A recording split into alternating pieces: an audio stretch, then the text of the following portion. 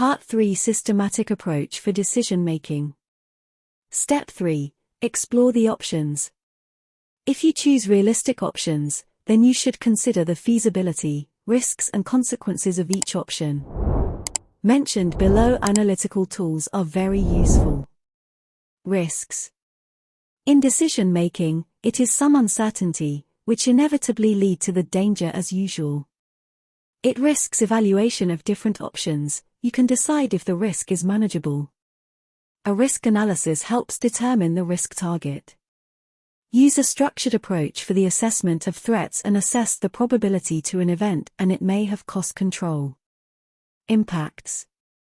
Another way to look at options to assess the possible consequences of each. 6 thinking hats to help assess the consequences of a decision, seeking alternatives to 6 different perspectives. Technical impact assessment is useful for brainstorming results of surprises that may result from the decision. Authentication. Decide whether a source's appropriate solution satisfies the objectives, and is likely to work long-term decision. Help starbusting issues. You should think about the alternative assessment appropriate. Evaluate the advantages and disadvantages of each option, the use of analysis of field strength, and a plus-minus interesting tool. Examine analysis cost-effective economic viability of choice. Training bite, which aid in the evaluation of projects and financial outlook evaluated together with common economic policies. Step 4. Choose the best option. After evaluating the available other ways, then making selection should be obvious. If, however, these tools help.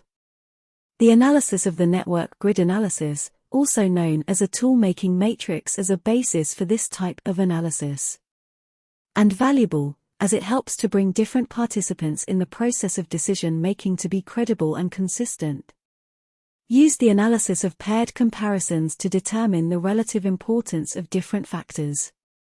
This allows you to compare and contrast the factors and decide who should provide the value to the decision. Make a decision tree to choose among the options. This will give you the different options available to you, and to convey the likelihood of success or failure in the decision. Decisions for the group. There are some excellent methods of evaluation. If the criteria are subjective decision, and it is important to reach a consensus, you can use techniques such as nominal group technique and multivoice. These methods help a group of priorities, such as funding and resources, are allocated to them. The Delphi technique uses several rounds of discussion and debate written anonymously, runs through an intermediary.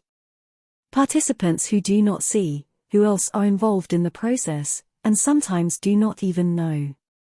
The mediator controls the process and manages the flow of information and organization. This is highly beneficial if you have to give an opinion of many experts in different levels of decision making, and particularly productive if some of the experts do not get up on. Step 5. Check to determine decision. After examining the alternatives, decide the best way to go. It's easy to forget, which means that you check your decisions. This is where the decision is so quiet. Make sure you can see that the process is rigorous, and to ensure that the introduction of the most common mistakes in the decision-making process. At least now we can see the devastating effects of overconfidence, groupthink, and other errors made the decision for the global economy. The first step involves the intuitive, that engage quietly and orderly in the decisions taken on their own experiences and thorough research and examination questions you may have. In the second part involves using a similar blind spot analysis technique for the analysis of target for the problems of shared decision making, such as overconfidence. Can check this group think or growing commitment did not undermine the decision. The third part involves the use of technology, such as ladder of inference, to verify the logical structure of the decision in order to ensure consistent information and good decisions at the end of the process of decision making is done. Step 6. You should communicate the decisions and actions. Once you have made your decision, it is important to note that people move and participate in its implementation. Talk about why you are interested in the choice you made. Be aware of the risks and benefits available to support people in place of the decision and inform people in details regarding the risks and benefits for a great deal of support from them. And as for the implementation of decisions, project management and change management application helps to a good start. Vertices. Decision-making methodical and systematic can help to make a great decision. If a process is not well defined, it is expected to take decisions based upon inadequate information and analysis.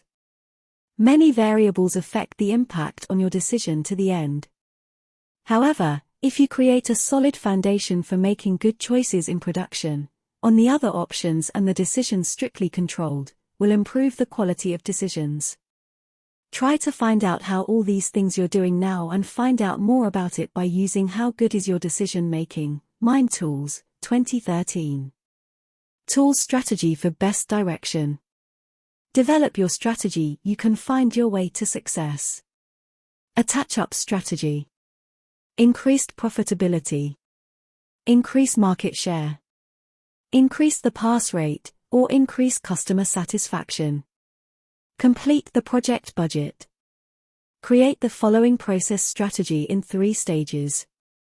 1. Analysis of the context in which work is to operate, organization, environment, pest analysis, Diamond and Porter 5 forces of Porter, Paul's matrix can help.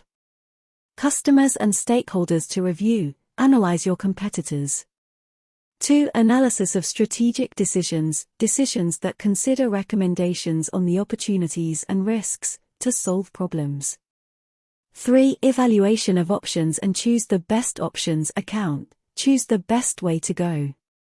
Check your ideas in the vision, mission, and values. The application of strategic analysis, VMOS, balanced scorecard, and project management. This will affect your life. What are the strengths, weaknesses, opportunities, and threats, and what other basic skills do you confine? What can you get when you're thinking caps? What are the big picture trends within the field? How is accompanied or adapt to external factors? Who are the people that are important for the success, stakeholders? What opportunities do you have? What is the consideration in your mind?